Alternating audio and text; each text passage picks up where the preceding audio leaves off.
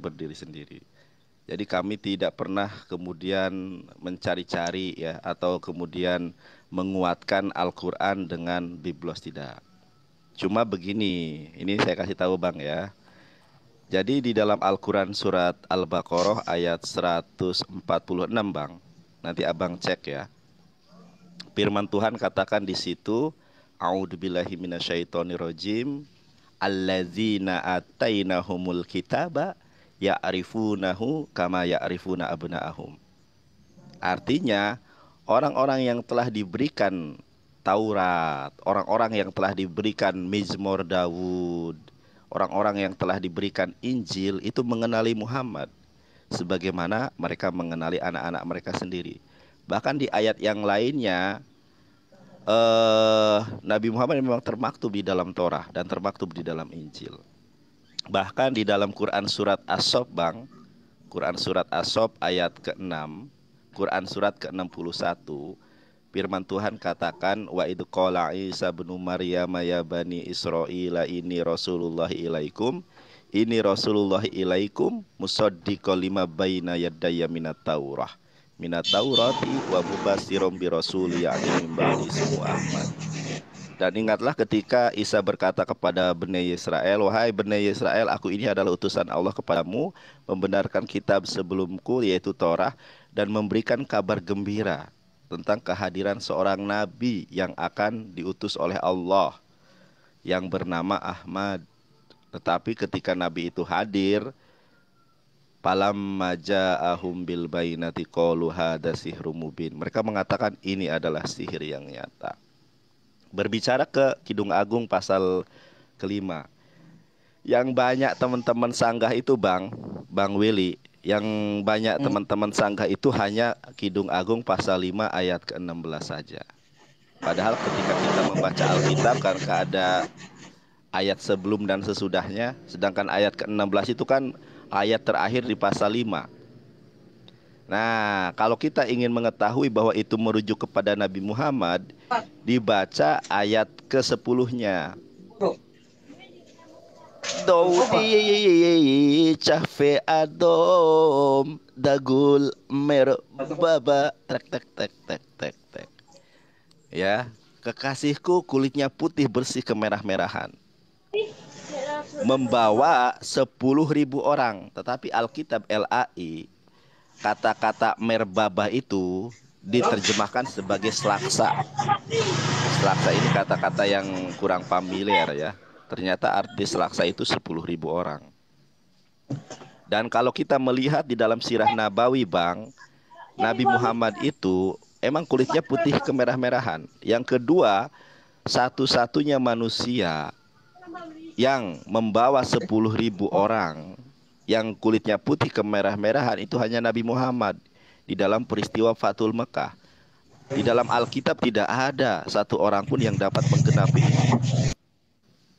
Gitu. Itu ayat 10-nya. Oke. Ya. Sudah? Sudah. Sudah? Oke. Ya, sudah. Ini poin pertama yang kuambil dari Bang Nandar yang bilang tadi bahwa putih bersih kemerah-merahan. Kalau misalnya Abang Nandar bisa membuktikan kalau Muhammad punya gambar yang seperti Bang Nandar bisa buktikan, ya aku bisa percaya Bang. Cuma kan itu kan cuma pemahaman Bang Nandar. Bukan. Yang Bang Nandar memaksakan untuk setiap orang itu percaya. Enggak gini Bang, Abang itu nggak bisa membuktikan kalau misalkan Muhammad punya muka wajah putih kemerah-merahan. Sedangkan umat muslim tahu bahwa Muhammad itu tidak bisa dilihat semua nabi bahwa mukanya itu ya nggak bisa dilihat. Bagaimana pendapat? Itu cuma poin pertama yang bisa saya blok pernyataan Bang Nandar. Karena Bang Nandar tidak punya bukti untuk menunjukkan bahwa Muhammad itu mukanya putih kemerah-merahan. Itu sudah saya pantai itu Bang. Oke. Abang bisa buktikan nggak putih kemerah-merahannya? Oke. Bisa tunjukin? Ya, kalau seandainya saya bisa membuktikan kepada Abang bahwa Nabi Muhammad itu kulitnya putih kemerah-merahan, Abang mau bertobat terima Islam? Gini Bang, Abang Kalau ini orang muslim gini kalau Bang. seandainya Orang saya Islam bisa gini Bang. memberikan Abang ini dalil. jangan bohong lah Bang. Loh, Abang jangan bohong Bang. Mas ini Bang. Gini bang, orang Islam tahu bahwa semua nabi itu tidak, mukanya itu tidak dilihat, tidak bisa dilihat karena bercahaya.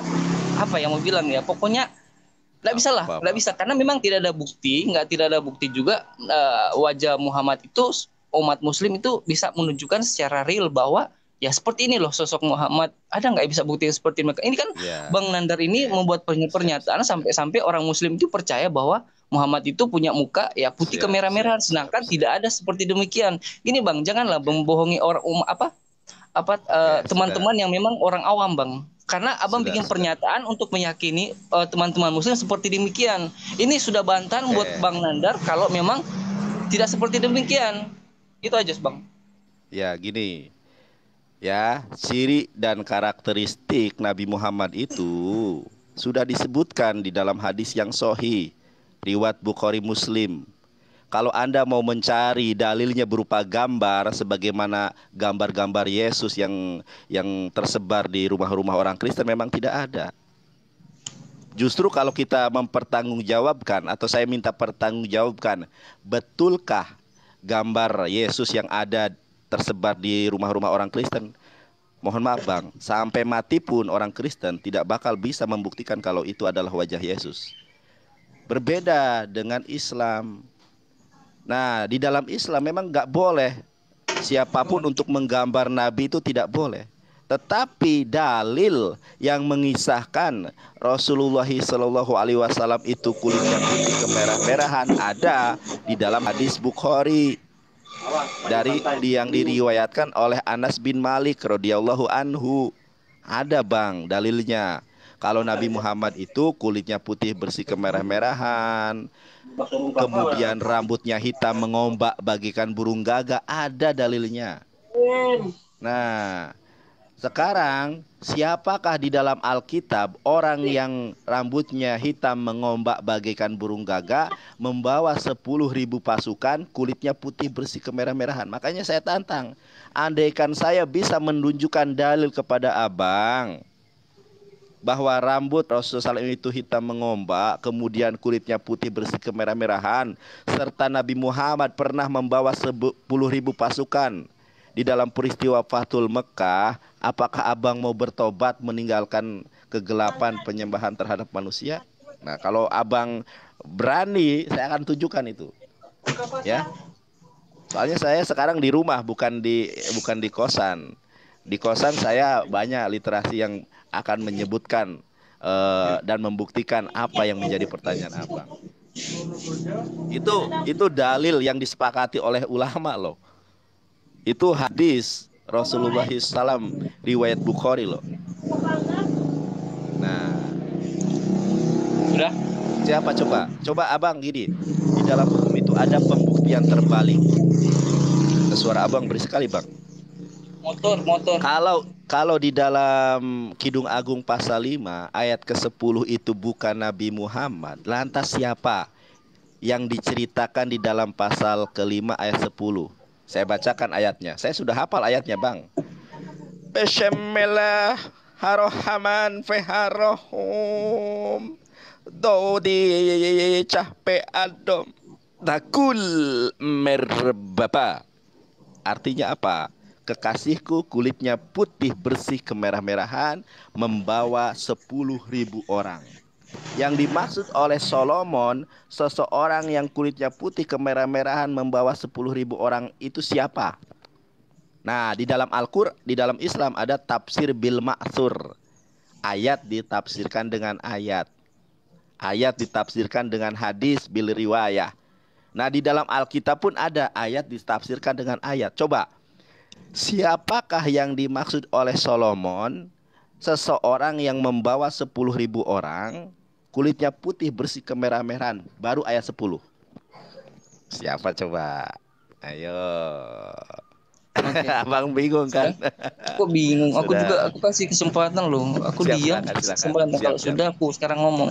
Gini bang, Ini Kidung Agung ini yang kita ketahui bersama ini adalah kitab syair. Terus kedua, kalau misalkan Abang Nandar ini memaksakan ini untuk ke Muhammad, tadi kan saya sudah bantah untuk menunjukkan bukti bahwa Muhammad itu gambar wajah putih kemerah-merah itu nggak bisa juga kan. Terus ini masalah ayat 10 ini, masalah bilang siapa orangnya yang bawa tentara 10.000 orang. Ini kan Kidung Agung ini kan berbicara tentang syair. Terus kitab ini juga merujuk kepada suatu pernikahan. Kalau untuk juga merujuk untuk membantah hal tersebut juga, ini suatu pernikahan yang dirujukan kepada putri-putri Yerusalem. Sedangkan Muhammad bukan orang Yerusalem. Paham? Itu aja sih. Karena ini merujuk kepada orang Yerusalem, bukan kepada orang Yahudi, bukan orang Arab. Oke? Itu aja. Siap Bang, terima kasih. Jadi kadang begini, teman-teman Kristen ini cocok homologi Bang. Gimana? Nandar, iya benar Bang ya. Abang enggak, ini yang lain. Evangelis. Kidung Agung itu kitabnya bukan kitab nubuatan. Itu kitabnya apa itu ya, sebentar, Torah itu ketubim, tulisan-tulisan lah. Saya tanya, kamu sering comot kitab Mazmur sebagai nubuatan untuk Yesus. Mazmur itu kitab pujian, bukan kitab nubuatan loh. Kadang teman-teman Kristen kan mencomot juga kitab Mazmur. Jadi mereka ini kadang standar janda Bang. Standar ganda. Ketika saya mengutip Kidung Agung bilang Kidung Agung itu kitabnya Solomon, kitab syair. Tapi ketika mereka kutip Mazmur, ini ada nubuatan, nubuatan Yesus. Eli Eli lama sabachthani di dalam Mazmur. Mazmur itu kitab pujian, Mizmor Daud, artinya nyanyian Daud atau syairnya dari Daud. Atau dalam Islam itu kitab Jabur. Nah, makanya kalau kita mau menggunakan standar yang sama, jangan gunakan kitab Mazmur sebagai nubuatan. Itu bukan nubuatan. Nah, gini Bang, Abang tahu nggak di dalam Amsal 8 ayat 22 bahwa permulaan dari ciptaan Allah itu adalah hikmah. Salah satu hikmahnya itu hikmah kepada Solomon. Amsal kan kitab Solomon Bang. Kitab Nabi Sulaiman, ya. Nah, Alkitab itu bukanlah suatu kitab yang sia-sia, Bang. Kidung Agung itu bukan suatu kitab yang sia-sia. Meskipun ada ayat yang berbunyi, betapa cantik, betapa jelita engkau, hai tercinta di atas segala yang disenangi. Sosok tubuhmu seumpama pohon kurma dan buah dadamu gugusannya. Ada ayat semacam itu, tapi itu tidak sia-sia. Nah, kita tidak berbicara tentang buah dada di sini. Kita berbicara tentang Kidung Agung pasal 5 ayat 10. Bang, kalau Alkitab menafsirkan Kidung Agung pasal 5 ayat 10 itu membawa 10.000 pasukan, kulitnya putih kemerah-merahan, itu disebutkan siapa? Saya tidak akan mengganggu-gugat.